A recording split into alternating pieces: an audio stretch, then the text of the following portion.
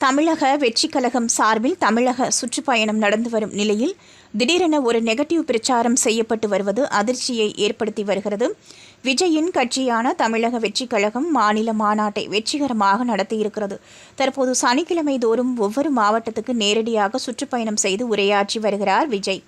அந்த வகையில் கடந்த வாரம் திருச்சியிலும் நேற்று முன்தினம் நாகையிலும் பேசியிருந்தார்.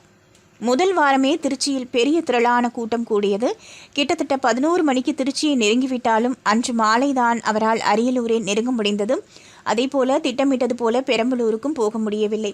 எக்கச்சக்கமான கூட்டம் அலைமோதியதே இதற்கு காரணம் என கூறப்படுகிறது.